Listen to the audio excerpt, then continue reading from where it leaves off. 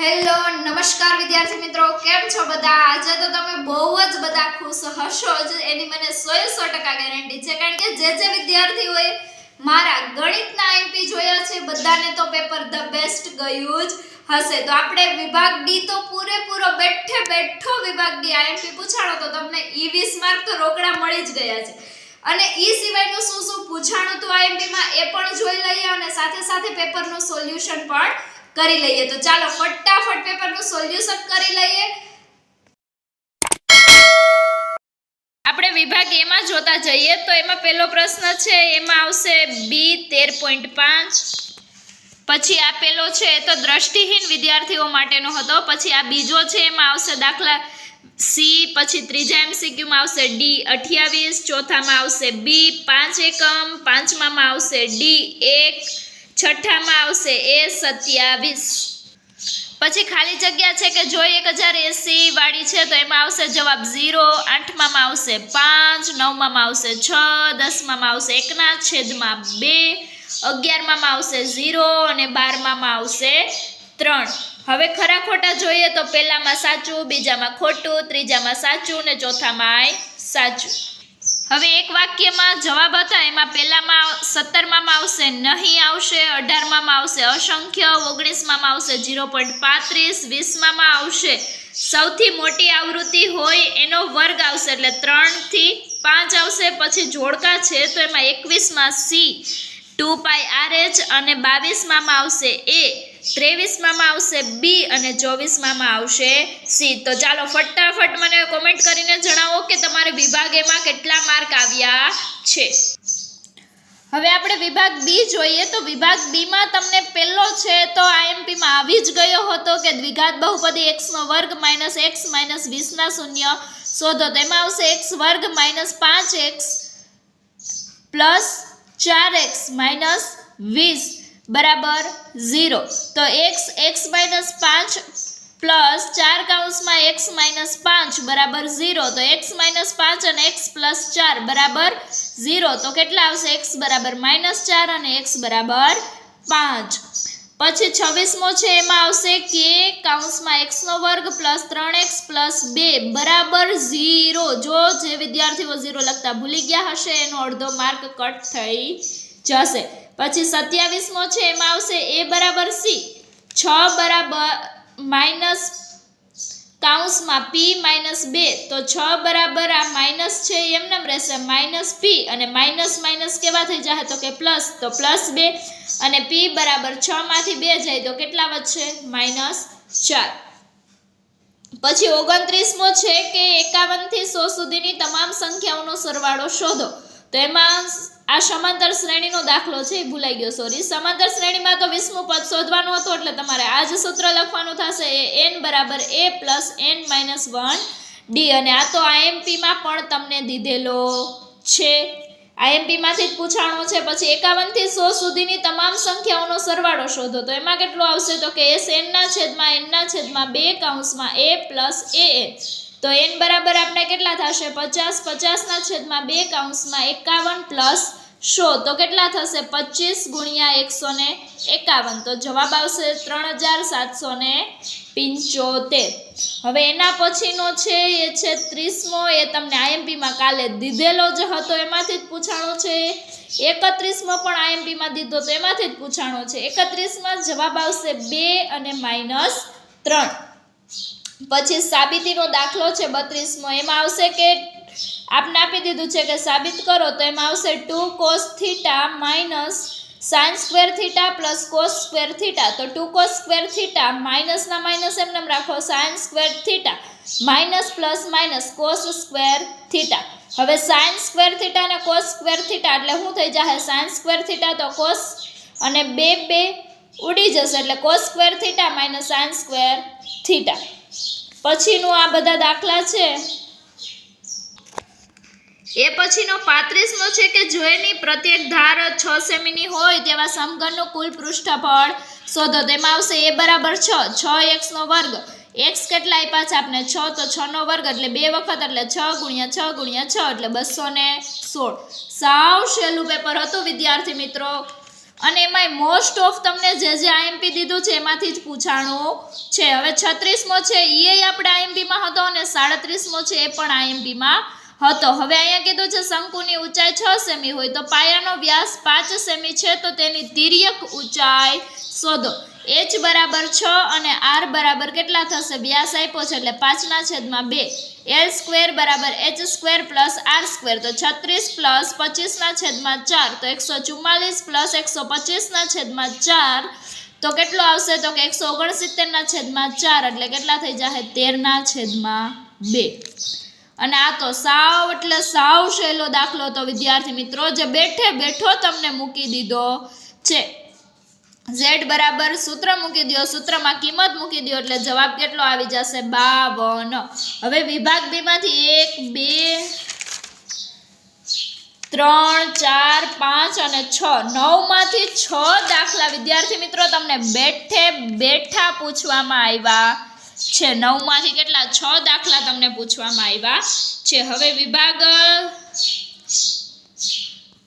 C માં આપણે જોઈએ તો વિભાગ સી છે એમાં તમને પહેલો દાખલો 38મો છે એમાં આપ્યું છે કે 120 પગની કુલ સંખ્યા 180 છે તો આલોક પાસે કેટલા કબૂતરો અને ગાયો હશે? તો 2x + 2y બરાબર 120 અને 2x + 4y બરાબર 180. હવે આને તમે કા આદેશની રીતથી કા લોપની રીતથી દાખલો ગણી નાખશો એટલે જવાબ આવી જશે.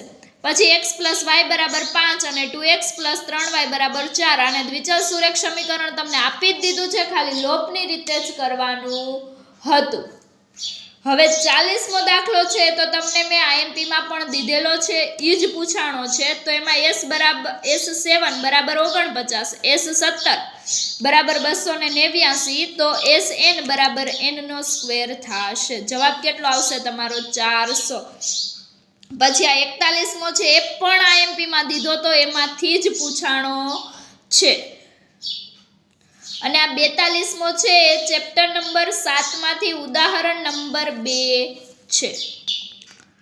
હવે 43મો છે સાબિતી કરવાનો છે. તમને કાલે જ મેં આઈએમપીમાં દીધો તો પ્રમેય 10.1 બેઠે બેઠો વિદ્યાર્થી મિત્રો અહીંયા મૂકેલો છે.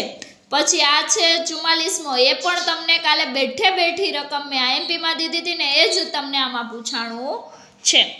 પછી આંકડાશાસ્ત્રનો દાખલો છે, માત્ર તમારે બહુલક શોધવાનો છે. સ્વાધ્યાય 13.2 નો દાખલા નંબર 2 તમને આવતીકાલે આઈએમપી દીધો તો એમાંથી જ પૂછાણો છે. અને આ 46મો છે લખોટી વાળો, તેમાં લાલ લખોટી હોય તો લાલ 5 છે અને કુલ પરિણામ 17 છે એટલે જવાબ શું આવશે? 5/17. પછી સફેદ લખોટી કેટલી છે આપણી પાસે? તો કે 8 અને કુલ પરિણામ કેટલા છે? 17 તો 8/17. અને લીલી ન હોય તેવી, તો લીલી ન હોય એવી આમાંથી 4 લખોટી આપણે કાઢી નાખીએ 17 માંથી તો કેટલા વધશે? તો કે 13/17. આ દાખલો પણ તમને આવતીકાલે મેં આઈએમપીમાં દીધો તો એમાંથી જ પૂછાણો.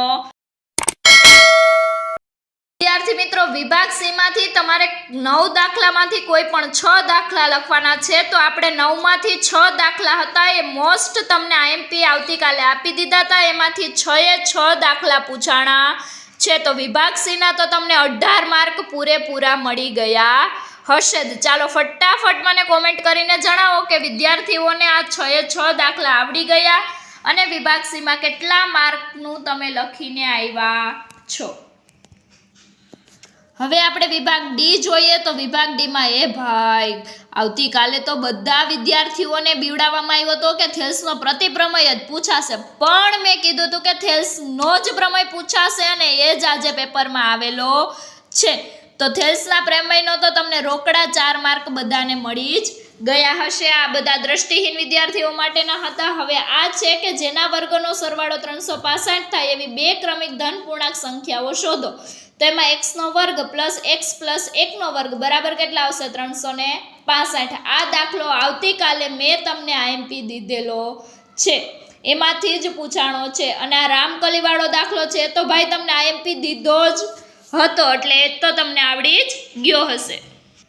પછી આ 51મો દાખલો છે એમાં તમારે શું શોધવાનું હતું તો કે મધ્યક શોધવાનો હતો અને સાવ સાદો દાખલો છે, કાંઈ અડચણ રૂપ તમને થાય એવું નથી, કશું આડાવડું નથી આપ્યું, સાવ સહેલું પેપર હતું. જે વિદ્યાર્થીઓને પાસ થવાનું હતું ને એ વિદ્યાર્થીઓ તો આરામથી પાસ થઈ જ ગયા હશે. આ એક દાખલો છે જે તમને કાલે આઈએમપી દીધેલો હતો એમાંથી પૂછાણું છે, પણ તમને થોડુંક દાખલામાં તમને જે જવાબ કીધો તો આ તમને X12 એમાં ટેક્સ્ટ બુકમાં આપેલ છે, પણ તમને આ રીતે નોખા પ્રશ્નમાં પૂછવામાં આવેલું છે. તો કેટલી સ્ત્રીઓના ધબકારા 68 થી 77 છે તો કે 4, 3 અને 8 એ 3 લઈ લેવાના છે. પછી આપેલ માહિતીનો મધ્યસ્થ વર્ગ એટલે કે તમારે CF શોધવા પડત અને પછી એમાંથી શોધવાનું રહેત અને માહિતીનો બહુલક શોધવાનો હતો.